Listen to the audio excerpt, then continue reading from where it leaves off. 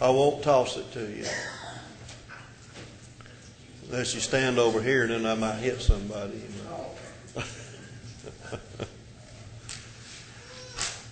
Well, on the fourth Wednesday, whenever everybody stays up here, we tried to develop some things that may be of interest to everyone. So this evening, we want to talk about witchcraft. Whenever you look at the Wizard of Oz, Harry Potter, the Chronicles of Narnia, Escape from Witch Mountain, what all those things, what all those shows have in common? They all have to do with witchcraft.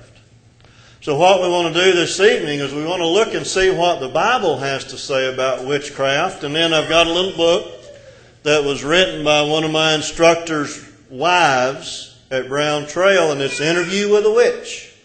So we'll get to that in a little while. But first of all, what is witchcraft? I'm going to have to get my glasses on so I can see a little bit better. I got definitions from Webster's 1828 dictionary that are in eSword, and then I've got the, Oxford American College Dictionary 2002. First of all, when you look up the word witch in the 1828 dictionary, it says a woman who by compact with the devil practiced sorcery or enchantment. And then the second definition is a woman who is given to unlawful arts. When you look in the 2002 dictionary, the definition of witch is a woman thought to have evil magic powers. Notice it says thought. And whenever you look at people that, really and truly, who does witchcraft work on? Only those that believe in it. Only those that believe in it. Whenever you look up the word witchcraft, the definition in 1828 was practices of witches, sorcery, enchantments, intercourse with the devil. I wonder how much, during that time period, the definitions of a word relate to what is taught then. I wonder really, and I don't know, but I wonder how many people really believed in witches back in that time, that they could actually do what they say they can do. Do what? Well, that was in the 1600s. I don't know if they were still doing it in the 1800s or not, but there were probably a lot of people today do too, but we'll get to that in a little while. And then the 2002 dictionary definition of witchcraft: the practice of magic, especially black magic, the use of spells, and the invocation of spirits. And then I looked up black magic to see what that meant. And it's from the 2002 dictionary. It says, magic involving the supposed invocation of evil spirits for evil purposes. So again, in both definitions there of black magic and of witches, they were supposed. It is supposed they can do these things. Now let's look at witchcraft in the Bible. First of all, starting in the Old Testament. In Exodus 22:18, we have the first mention there of witches. Exodus chapter 22, verse 18. And it's a very simple verse. It just says, "Thou shalt not suffer a witch to live." Those who practiced witchcraft were to be put to death. The word there means to whisper a spell, that is to enchant or practice magic. That's Strong's definition. Barnes said of that verse, the witch here is named to represent the class, because you have the witches and then you have the males that would either be called warlocks or sorcerers or wizards or whatever it would be. He continues to say, in every form of witchcraft there is an appeal to a power not acting in subordination to divine law. From such all notions, tendencies from such notions and tendencies, true worship is designed to deliver us. So true worship is designed to deliver us from those things that are practiced by the witches. And then he says the practice of witchcraft was therefore an act of rebellion against Yahweh, and as such was a capital crime. So those that practiced witchcraft were in rebellion to God. And that's why they were to be executed. Whenever we look a little bit further on in some of the things that are mentioned in the interview, we'll see that witchcraft basically comes from idolatry anyway. All right, now the next mention I want to read is Deuteronomy 18:10. Deuteronomy 18:10. That verse says, "There shall not be found among you one that maketh his son or daughter pass through the fire," that's human sacrifice, "or that useth divination, or an observer of times, or an enchanter, or a witch." All right, whenever you look up these words, it mentions there let me go to the next verse before I do. Leviticus 20:27. Then we'll give you some definitions. Leviticus 20:27. It says there, "A man also, or woman," so this is both male and female, "that hath a familiar spirit, or that is a wizard, shall surely be put to death. They shall stone them with stones, their blood shall be upon them." The familiar spirit there, we call them mediums today. Those who say that they can conjure up the dead and such as that. That's the person with a familiar spirit. The Hebrew word there means a mumble. That is a water skin from its hollow sound. Hence a necromancer, and I like this part of the definition, a ventriloquist as from a jar. And in a bottle or a familiar spirit. So it's just like somebody is throwing their voice somewhere else, like a ventriloquist does. So that's what he's talking about, what the mediums would be doing. And you think about the Witch of Endor there that came to, or that Saul came to, and whenever Samuel actually came up, it says she yelled out or screamed out or something there, because she had never done that before. Well, it wasn't her that did it anyway. It was God allowed Samuel to come back at that time to speak to Saul. All right, now, when it says mention there a wizard. A wizard here, it says, this is Strong's again, properly a knowing one, specifically a conjurer, by implication a ghost. So a ghost, by implication a ghost. And it's translated as wizard. So this is one that would, supposedly be able to tell the future or practice sorcery or things such as that. Now we go to Isaiah 8:19. Isaiah 8:19.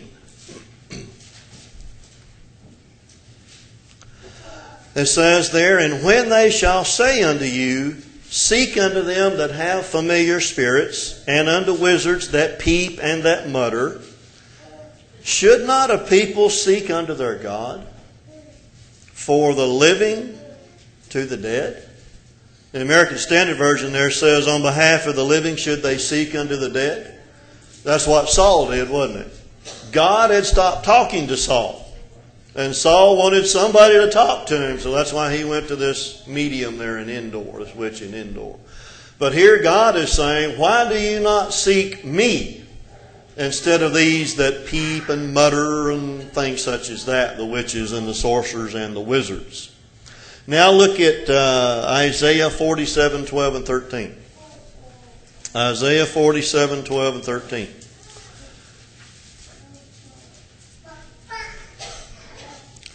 He says there, "Stand now with thine enchantments and with a multitude of thy sorceries, wherein thou hast labored from thy youth, if so be that thou shalt be able to profit, if so be thou mayest prevail." Verse 13, "Thou art wearied in the multitude of thy counselors. Now let the astrologers, the stargazers, and the monthly prognosticators stand up and save thee from these things that shall come upon thee." So in other words, he's warning the people, this is what they had been going to. All these different ways to see what's going to happen to us. Well, he's saying let them save you from what's going to happen. In other words, it's something that they cannot do. Well, the word enchantments there means two things there in Strong's: a society or a spell. Casting a spell. Let them cast a spell and let this not come upon you. The sorceries just simply means magic. Let them use their magic to stop this. Astrologers means a horoscopist. How many people do you know that won't go outside with that before they read their horoscope? And you go in and read them. You could read any horoscope you want to, and every one of them would fit you, because that's the way they're designed to be read. They fit all kinds of things. The stargazers are those who try to tell what's going to occur by the alignment of the stars. And of that, Barnes says, those who endeavor to tell what will occur by the contemplation of the relative positions of the stars. So they try to look at the stars and tell you what's going to happen. The monthly prognosticators.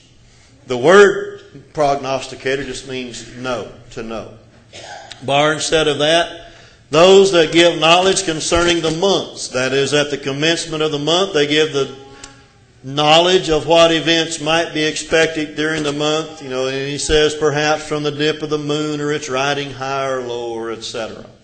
So you got those folks, and they're the same way today. They look at the skies and the stars and try to say what's going to happen. Who is it? Jean Dixon was one of those folks. And she got something kind of little bitty bit right one time, and the people just went crazy, right? All right, now let's look at witches and witchcraft in the New Testament. Galatians chapter 5, verse 20 is first mentioned there. Galatians chapter 5, verse 20. Galatians 5:19 through 21 are the works of the flesh. So that is included in that. Verse 20 mentions idolatry, witchcraft. The word witchcraft there is from the word where we get our word pharmacy, pharmakeia. Thayer says it is the use or administering of drugs, poisoning, sorcery, magical arts, often found in connection with idolatry and fostered by it. Metaphorically, the deceptions and seductions of idolatry. And again, as I mentioned a while ago, people get into this stuff because they don't go to God, and they want to try to know what's going to happen to them. And a lot of it is materialistic whenever you look at it. Barnes says the apostle here in Galatians 5:20 does not vouch for the actual existence of witchcraft. But he says that what was known as such was a proof of the corrupt nature of man and was one of the fruits of it. All right. Now let's go to Revelation. Let's see, that wasn't the next one I wanted, was it? No, Acts 8:9. Acts chapter 8, verse 9. The man that we're familiar with said there was a certain man called Simon, which before time in the same city used sorcery, and bewitched the people of Samaria, giving out that himself was some great one.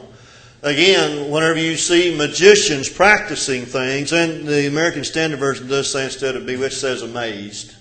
We can be amazed by the magic tricks and stuff that people play, but it's not something out of the ordinary. It's not something that someone else couldn't do if they knew how to do that same little trick. All right, now let's go to Revelation chapter 9, verse 21. Revelation chapter 9, verse 21. It says there, neither repented they of their murders, nor of their sorceries, nor of their fornication, nor of their thefts. So in each case here in the New Testament, we see that witchcraft or sorcery is sin. In the Old Testament, it was sin. So in every case, witchcraft is sin. And it makes you wonder, should we really be watching these shows that may influence us into that realm? Because that's what they're doing. How many, you think about it, how much has television and movies influenced us? Look at the society. You'll find out. The word sorcery there means to be a magician or practice magical arts. Barnes said such persons pretended to predict future events by the position of the stars and cure diseases by incantations, etc. All right, those are the mentions that we have of witchcraft or witches and sorceries. And there's other places, but that's all we need to go over because that covers basically what the Bible teaches about witchcraft is sin. But I found it interesting. There was a Gallup poll in 2010, so it had been that long ago. It says that 20% Americans believe in witchcraft. All right? Huh? Is that all? 20%, but whenever you look at it, 20% of the population of the United States is 62,780,000 people. That's a lot of people that believe in witchcraft. And it has some other interesting things there too. 41% of Americans believe in ESP, extrasensory perception. That comes out to 128,699,000 believe in ESP. And 32%, or 100,448,000 believe in ghosts. Whenever you talk to people about what is a ghost? A spirit that can't leave this world? You think God accidentally loses somebody when they die? No, that doesn't happen. And then 25% believe in astrology. And that is 78,475,000. Tell you what, when you look at all these numbers, I wonder how many of them are in our government. Well, who was it? Was it one of the president's wives would not leave the White House? Who? Yeah, Nancy Reagan would not leave the White House without consulting a horoscope. So that shows you where all it's at. The next thing I found, there was a question that was sent out, I'm assuming in a blog, if I may be wrong, but it was on the internet, we'll put it this way. The question, this is from 5 years ago, it was asked, what cities in the United States have the highest concentration of witches, pagans, etc.? This was just sent out by someone who was involved in that. Here are some of the answers that were given back. Some cities in the United States with the most pagans are not listed in order. Cassadaga, New York, Salem, Massachusetts, Baltimore, Maryland, Cassadaga, Florida. There are also a rather large amount of pagans in Portland, Oregon. I hope this helped. That's the end of that answer. The next answer was San Fran, Boston, and New York City, probably in that order. They already have a lot of shops, where they can buy their stuff for their incantations and all that. The next one was Tucson does pretty well for itself, plus we have really nice weather. So Tucson. The next one. There is quite high population of pagans and witches in Detroit and surrounding areas of Michigan. There are some good shops to choose from already, but more would be welcome. So where are these? Where are these at? All over the United States. Another one says, I think that North Carolina has some witches or Wiccans. Wiccans is what they're known as today. And he says, I would not go deeper into the South from there as it gets very right-wing, conservative, and religious. The next one. I live near Asheville, North Carolina, and hope to be moving to Massachusetts as soon as my house sells. In this area, there are people active in Wicca. There is a Diana-based group, the goddess Diana, Roman goddess Diana, and also Old Wild Coven. And I couldn't find anything but that word, where you could go look for them. I don't know what Old Wild actually mean. I couldn't find that. But it continues to say, I went to some rituals at the coven but was not comfortable. However, I received their email and there's usually something going on. Witchcraft is not as flourishing as in other areas, but we usually find one another. Most of my teachings come from classes on the internet and communication such as this. I had more of an open group when I lived near Salem, Massachusetts. So they can learn these things on the internet, how to be a witch. Now, I looked up witches in Missouri. It says here, a place for witches and pagans alike from all around Missouri to come and get to know one another and share with each other. Location, Sedalia, Missouri. Members, 120. Latest activity, April 22nd of this year. The interest of Satanism and witchcraft has been popularized, by television programs. On NCIS, what is that? Gothic. You look at, Satan-influenced hard rock, things such as that. Well, I want to get now to the quotes here for a little bit. The first one is, the interest in Satanism and witchcraft has been popularized by movies and television, but the real reasons are as varied as the individuals involved. Common themes in this interest include natural curiosity about life on other planets, UFOs, ESP, etc. So we're looking at things such as that, those that are getting involved in it. It says, some less scrupulous groups recruit teens by promising free drugs, alcohol, and sex. The continual supply buys their allegiance and secrecy. Do we need to know what our kids are involved in? We do, don't we? All these religions share a common concept of self-fulfillment, that God or Goddess is within you and you determine what truth is. See, there it is right there. They want power. Continues to say the increasing influence of Eastern religions has fed this trend. Most Eastern religions have their root in pantheism. Pantheism is the belief that God and the universe are the same, and that God is an expression of the physical forces of nature. Witchcraft has just taken that pantheist thought to its logical conclusion, worshiping the ancient goddess of fertility, generally known as Diana during the summer, and the horned god of the hunt or forest, Serenos or Pan during the winter. So they're worshiping idols. A fellow named Adler states that the revival of pagan religion is in rebellion to what some call fascist Christianity. The belief that there is one word, one truth, one path to the light makes it easy to destroy ideas, institutions, and this is a woman, and humans. So she doesn't believe in one God, one faith, one baptism. She notes that her book espouses radical polytheism, non-authoritative, non-dogmatic religions, and quotes historian James Breasted, says that monotheism is but imperialism in religion. So you see what they think about religion.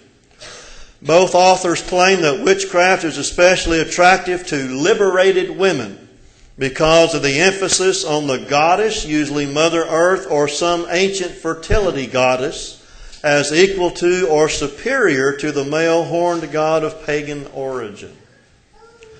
It says also, this is when she went to the interview, A Witch Speaks. On July 15th, 1997, this writer had the privilege of interviewing Lady X, which is not her real name, who is a high priestess of Wicca. Lady X studied Wicca extensively, and Wicca is the name for modern-day witchcraft, sometimes referred to others or by others as white witchcraft, although most pagan sources do not use that term to describe Wicca. She's currently writing a book, Pathway to the Cauldron, graciously supplied me with copies of the first 2 chapters of this unpublished manuscript. She practices hypnotherapy, does astrological charts and tarot readings as a professional, not necessarily as part of her, and I like the way this is called, her ministry as a witch. She regularly teaches classes on the rituals and practices of witchcraft 2 or 3 times a week and presides at various feasts and observances. She is co-owner of 2 stores in the Dallas-Fort Worth area. One caters exclusively to witchcraft and the pagan community.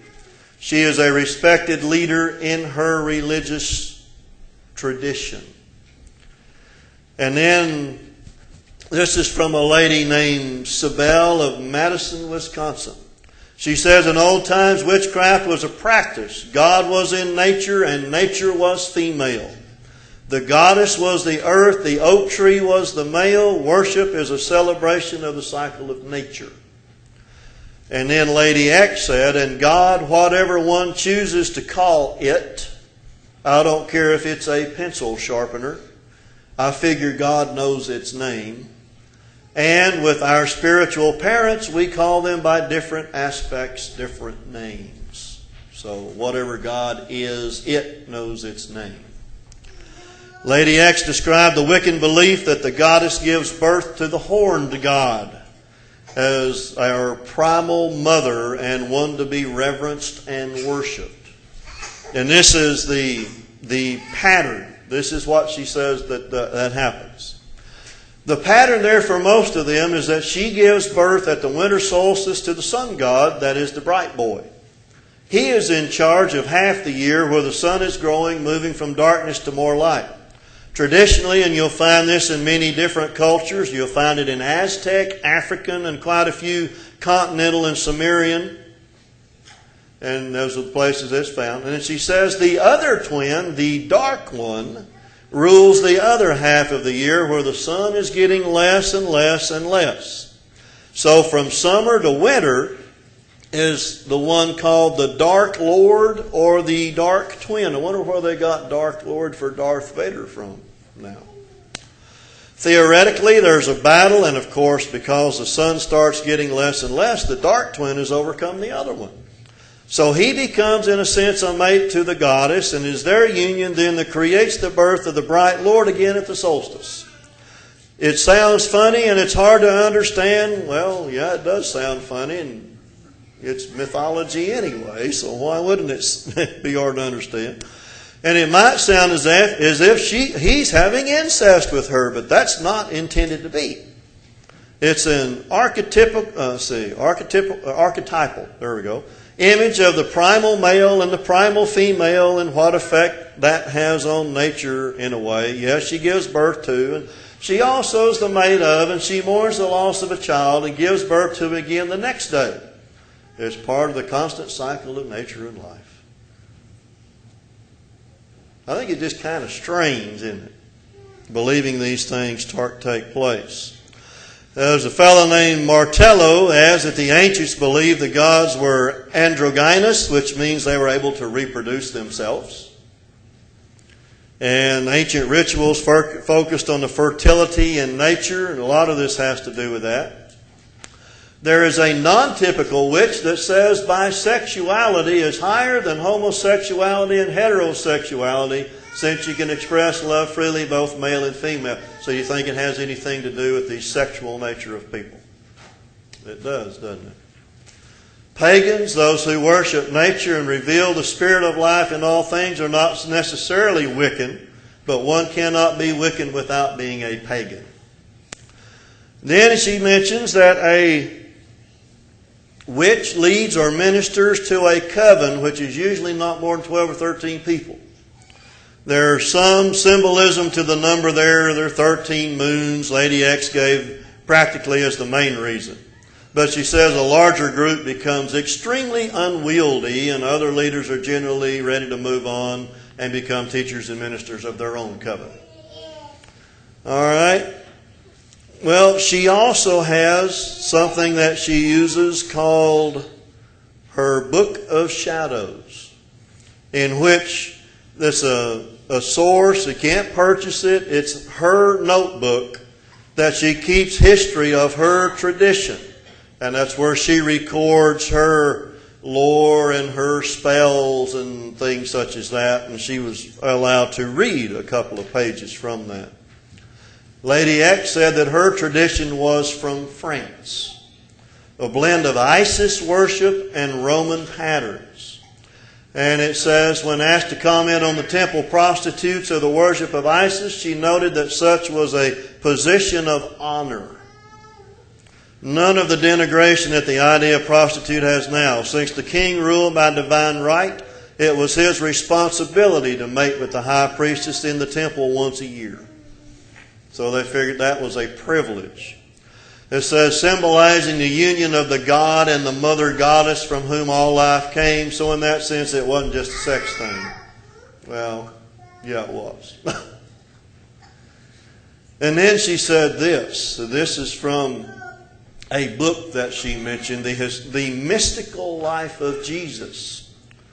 She says that Mary was a dove in the Essene temple, or a temple prostitute, and that Joseph considered it a great honor to take care of this child of the temple. So that's where they believe Jesus came from. And I like this. The law of Wicca, they have one law. And ye harm none, do as ye will. That is impossible. That's impossible. The will is the middle will, not want. Harming someone is just simply not acceptable. So why would they want to cast spells and stuff if they didn't want to do that? Anyway, of course those don't work anyhow.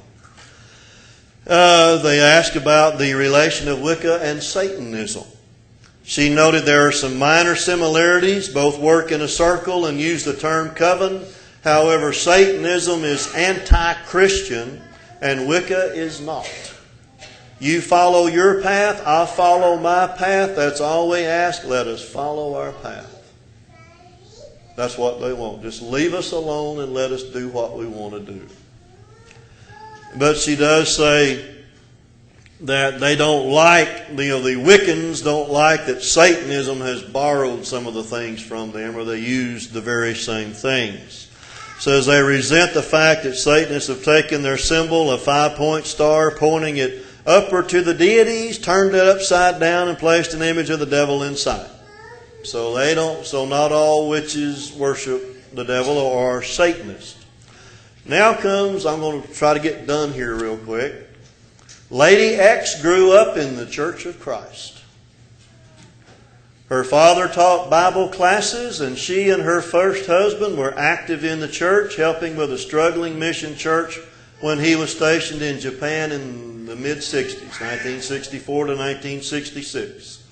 Says, why did she leave the church, and what did she find in Wicca that was so attractive?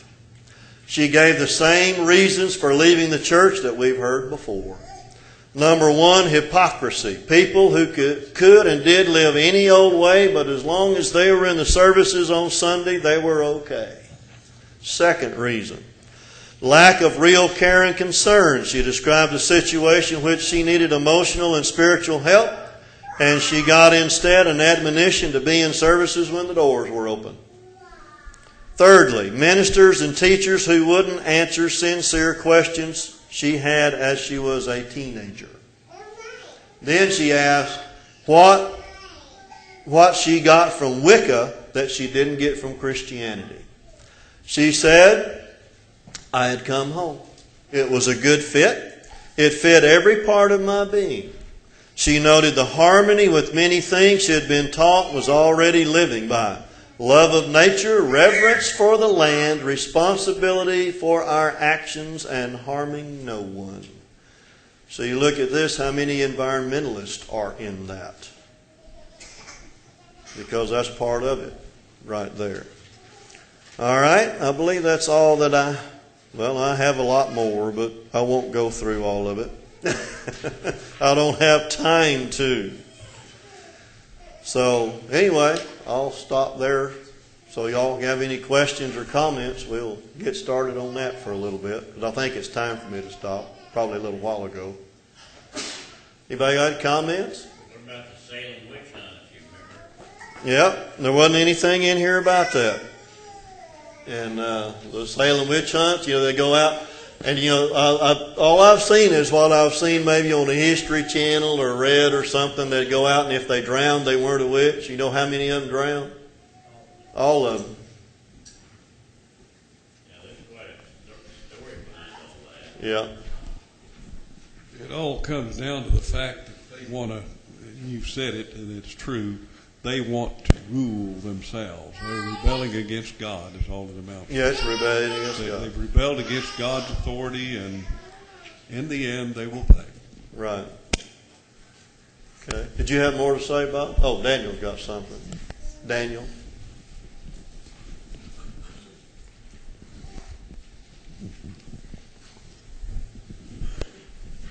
I listened to something on Salem thing, and they said that people that would have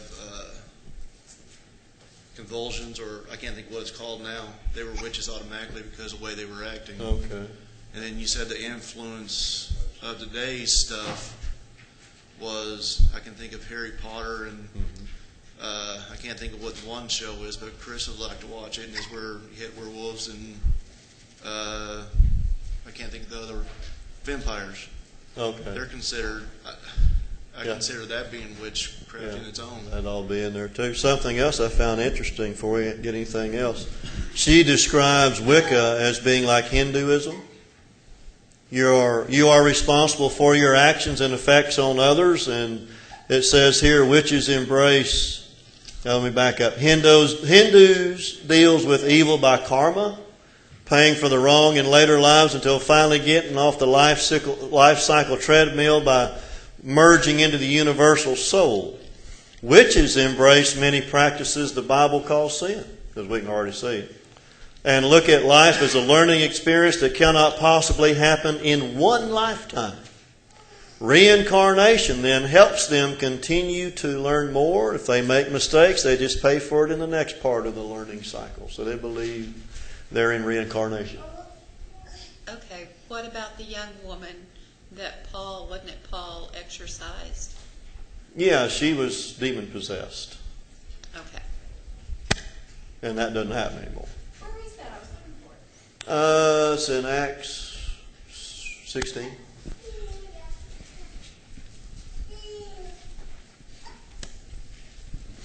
Right before he's thrown in Philippian prison. What about those, we call them tarot cards? Tarot cards, yeah. What's the deal on that? That's just they take the cards and try to read the cards to see what's going to happen. That's all witchcraft too. I think that's what one of the things that this Wicca high priestess here is involved in. Same thing with reading the lines in your hands and stuff like that. Yeah, reading the bones or the tea leaves or whatever. I was thinking about when Aaron threw his rod out and it became a serpent. Yeah. And the magicians, the magicians did the same. So those were practicing witchcraft at that point. Right, and those would not have been a rod changing into a snake, but it would have been a magical trick that they did. Yes. Have this snake and toss it out. But you notice that it says Aaron's rod ate their snakes. Aaron's rod ate their rod. Yeah. Yeah. So it showed the authority of God over those that were practicing divination or deceit. Basically, it's magical arts is what it is. Magic is nothing other than, I do that little card trick about the little boy, young man, little boy, all that is you set that up and play it. And just like any other card trick or whatever, I know I saw where the guy made the elephant disappear. Well, it made it disappear on television using mirrors and things like that. It was still there because I saw something. It's right over here. It didn't disappear. So all those things are just magic. Sleight of hand. Sleight of hand. Bob got something to say? I'll talk loud. I had a preacher from it's kind of Pentecostal church, the More Abundant Church, something like that. He invited me to services one Sunday, and they were going to have dinner afterwards, but that morning they was going to have a Reformed, I guess, witch was going to preach that morning. Oh, okay. It almost been worth it to go, Yeah. but I didn't go. Yeah. All right. Darren has given me, if you talk any longer, I'm going to cut your head off. It's So. any wonder we have trouble preaching the gospel to people when you look at those numbers, it's almost half the population. Yeah. Yes. All right. We'll cut it off right there. Appreciate everyone's attention and comments. Brightly beams our Father's mercy from His lighthouse evermore. but to us He gives the keeping of the lights along the shore. Let the Lord lights be burning, send a gleam across the wave. Some poor fainting, struggling seaman, you may rescue, you may save. Dark the night of sin has settled, loud the angry billows roar. Eager eyes are watching, longing for the lights along the shore. Let the Lord lights be burning, send a gleam across the wave. Some poor fainting, struggling seaman, you may rescue, you may save. Trim your feeble lamp, my brother. Some poor sailor tempest tossed, trying now to make the harbor, in the darkness may be lost. Let the Lord lights be burning, send a gleam across the wave. Some poor fainting, struggling seaman, you may rescue, you may save. If you would, mark